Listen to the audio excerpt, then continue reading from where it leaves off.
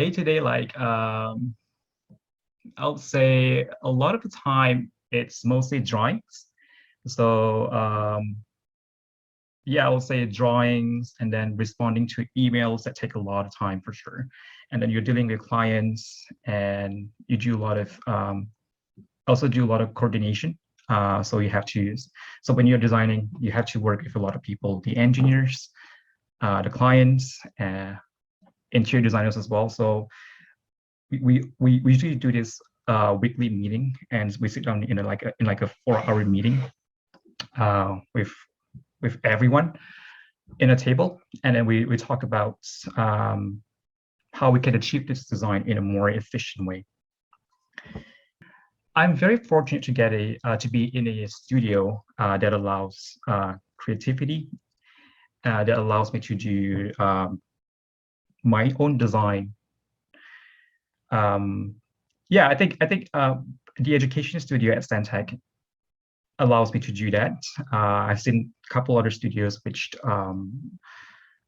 do not allow designers to do that, but yeah, typically I can design whatever, as long as it makes sense. As long as you're not designing things that cantilevering beyond like 40 feet or something, then as long as it makes sense and as long as it is sound as well. So as long as the structural engineers say okay, then you get.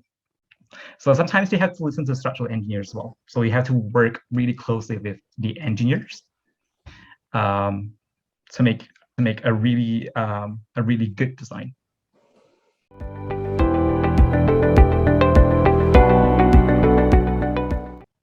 I think my career goal now is to sort of balance. I want to become an architect, but I also want to go into sort of academia. So I want to teach in my long term. So so during my undergrad year, I have the opportunity to do research, which I hated before. So now I enjoyed it because of this professor. So I got a chance to work with him, and because of that sort of relationship, so he asked me to teach as well, to become his teaching assistant during my last year of undergraduate study. So I got the experience in sort of teaching assistant, teaching studio, teaching sort of material structure course, and it really shaped me. It really shaped my career goals into what I want to pursue in the future. So I really want to balance practice, teaching, and research. I think that's the yeah.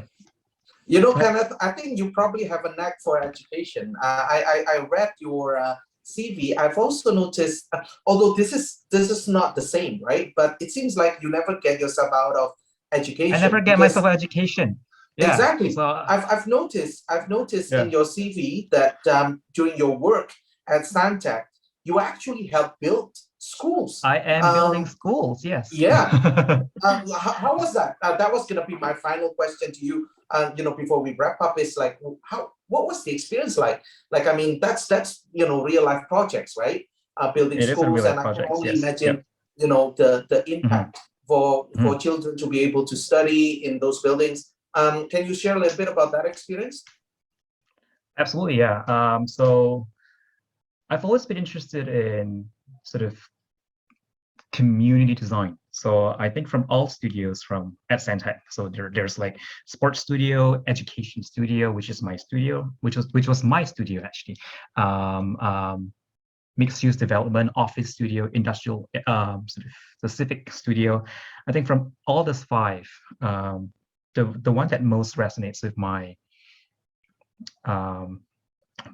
my career goals or my passion is the education studio, because we're not just designing schools. We are designing.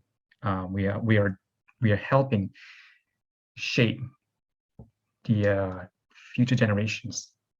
So I think schools play an important role in transforming communities. So it is one of the best studios that I've been in. And again, as you said, I have never successfully get out of education. So it's always been schools, and schools. I was teaching when I was in high school, and then I designed schools, and then I want to teach in the end. So it's always been school.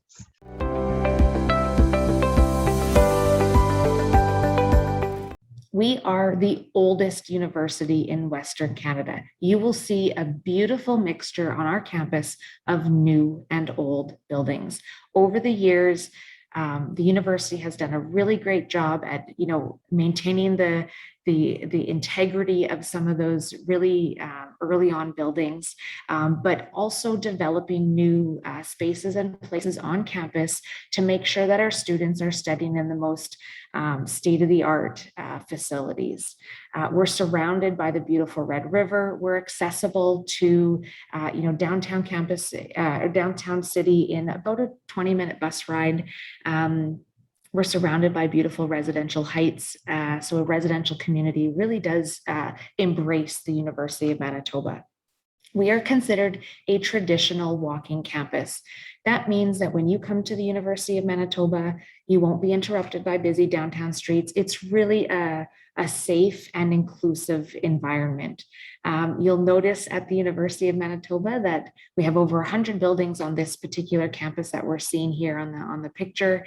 And many of these buildings are connected by underground tunnel.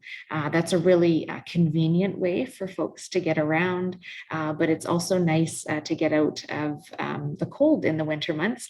Lots of students have locker spaces in different areas around campus.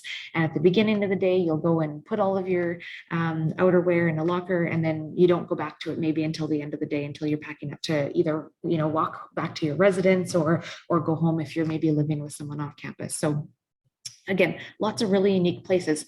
The other neat thing about our campus is how we're structured. All of our science buildings tend to be in one area of campus. Our Asper School of Business is another. And then our, Faculty of Architecture is right close to our engineering. So it's a really fabulous design hub on campus as well. So all interconnected, all accessible. And like I said, that mixture of new and old. We have just over 30,000 students studying at the University of Manitoba in over 100 different academic programs. So lots of options, lots of diversity. My specialty is an undergraduate program. So the bulk of the information that I'll be sharing today is really geared towards those students who are going into those undergraduate programs. But do know that we are a U15 university. We're a research intensive university. That means that you're getting that internationally recognized degree that you can take anywhere in the world post-graduation. Of course, you can stay in Manitoba, stay in Canada, or go anywhere in the world.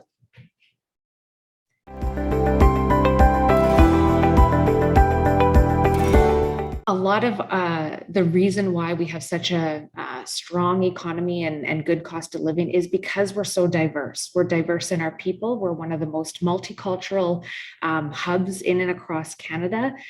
We're also very multicultural at the University of Manitoba. We have such a good diversity of students and folks living here in Winnipeg, Manitoba, a lot to do with our provincial nominee program. So many students are coming and choosing Manitoba to study here and then stay and live afterwards. So if that's something that you might be interested in down the road, you may not know for sure that you're going to do that. That's okay. You can make those decisions down the road, but just know that through our Manitoba Provincial Nominee Program, you can expedite that process upon graduation. We also have a really strong and stable economy just based on the nature of our diversity. We are a really strong tech hub.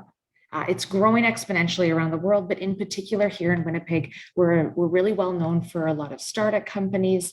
We're also the largest aerospace center in all of Western Canada. So lots of places and spaces for you to get some really great hands-on experience, whether that be while you're a university student or even once you graduate.